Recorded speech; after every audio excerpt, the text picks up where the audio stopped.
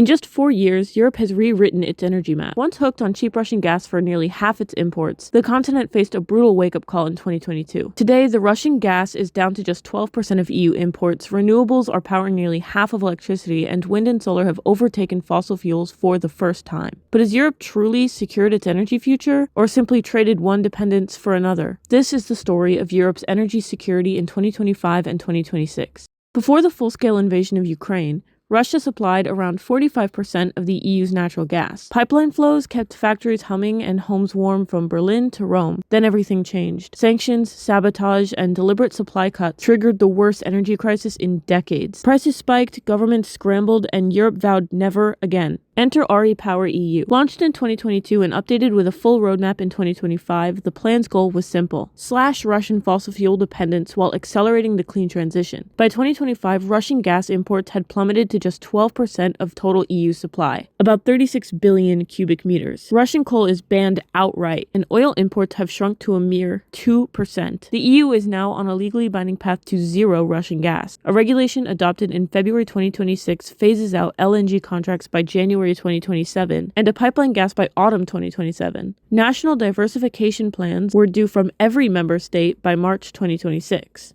Europe didn't just cut Russia, it replaced it. Liquefied natural gas imports surged to record levels, over 140 billion cubic meters in 2025, with another record expected in 2026. Norway stepped up as the overall gas supplier at nearly 31%, mostly via pipeline. But the real story is the United States. US LNG now accounts for 58% of all European LNG imports, up from just 24% in 2021. That's roughly 26% of total EU gas supply. Tankers from Texas and Louisiana now dock regularly in France, Spain, Italy, the Netherlands, and Belgium. Overall gas demand has fallen 19% since 2021 thanks to efficiency and mild winters, but the EU remains 90% dependent on imports. This diversification has worked. Europe sailed through the 2025-26 winter without major shortages, but it comes with new risks: exposure to volatile global LNG markets and heavy reliance on a single supplier. The real game changer isn't imported gas, it's homegrown power. In 2025, renewable energy generated a record 48% of EU electricity. For the first time ever, wind and solar alone produced 30%, more than all fossil fuels combined at 29%. Wind remains the workhorse at 17%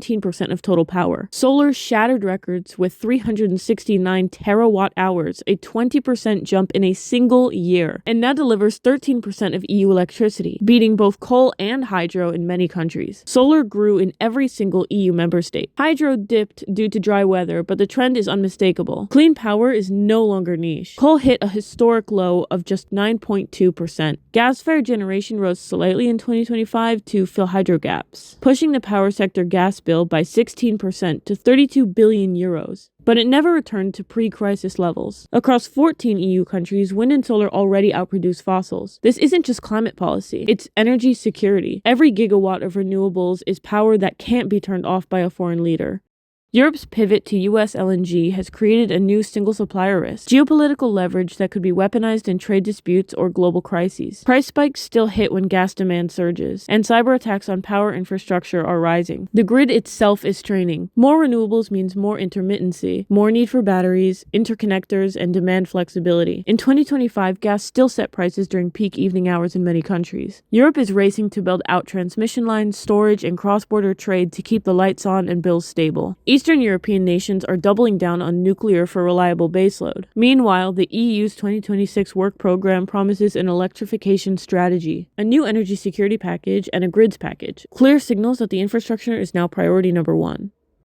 2026 is a pivotal year. With Russian gas fully banned by 2027, the focus shifts from emergency fixes to long-term resilience. The EU is investing hundreds of billions in clean tech, efficiency, and hydrogen. Natural plans are locking in diversification. The message from Brussels is clear. Energy is no longer just about kilowatts. It's about sovereignty. Homegrown renewables, smarter grids, and reduced overall gas demand are the keys to true independence. Early battery projects are already shaving evening peaks and cutting waste. If Europe stays the course, 2030 could see renewables dominating the mix and import dependence falling further. But staying the course means speeding up permitting, fixing supply chains for panels and turbines, and making sure no country gets left behind.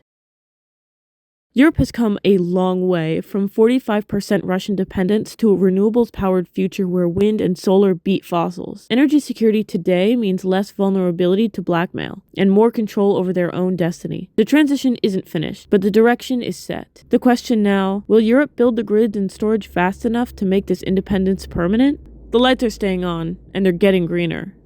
Thanks for visiting the Faytux Network YouTube channel. For more, visit faytuxnetwork.com.